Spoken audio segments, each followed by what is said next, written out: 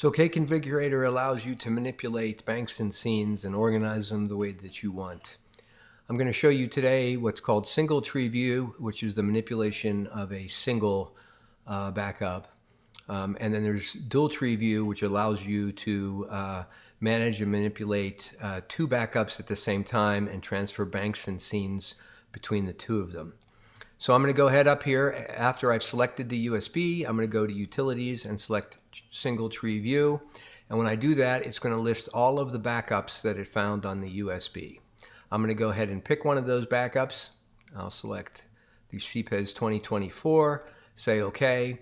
And as you can see here, this lists all of the banks and scenes, all 100 banks, 6 scenes in each bank that you can manipulate or move around.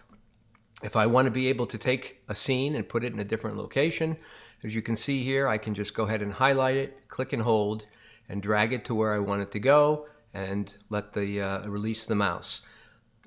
Please note that the square surrounding the drop location is what counts. It's not where your mouse pointer is or where the blue highlight is.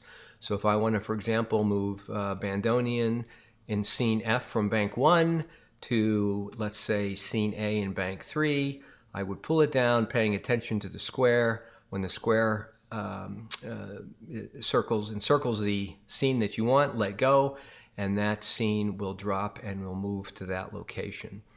You can also do the same thing with entire banks.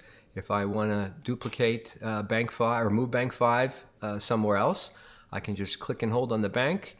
I'll just move this one down here to bank 6, and as you can see now, bank 5 and bank 6 are identical.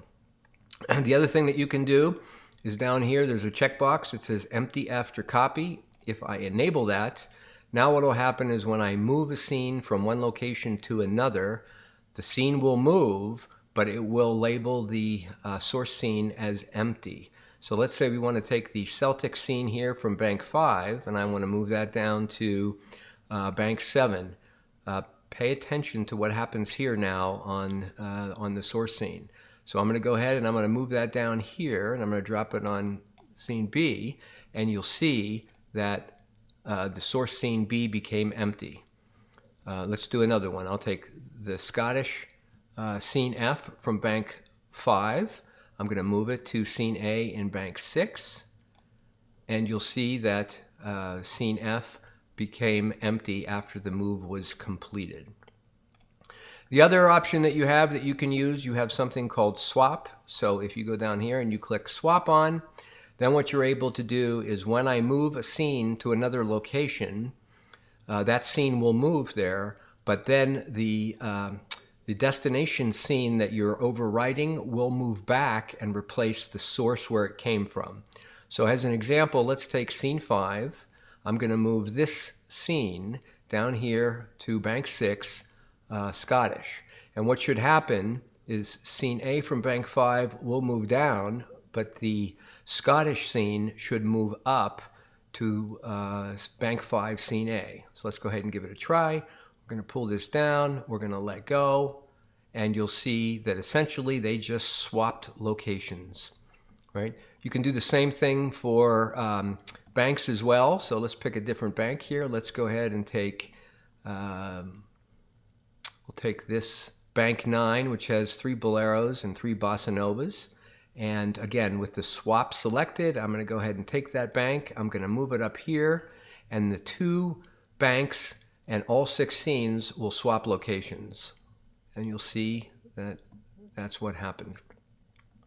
We have the ability to expand and collapse the trees if need be. There's an undo function, so every operation that you make, you're able to undo. So for example, if I take the Alpine, I move it here to bank 3, and I say, I didn't mean to do that. I can press undo, and it will reverse. I also have the ability to print scenes very nicely in PDF format, so you would just select print. You can either print everything, or you can select a certain range if you only want a few banks to print. And you'll see that you get this very nice, beautiful printout. It lists the backup name, all of the banks, and then all of the scenes for each one. And of course, you know, you can zoom in here, you can zoom out, you can do portrait, you can do landscape. And then if you actually want to print it, you can just go here, press print, and it will bring up your printer dialog, and then you can print it.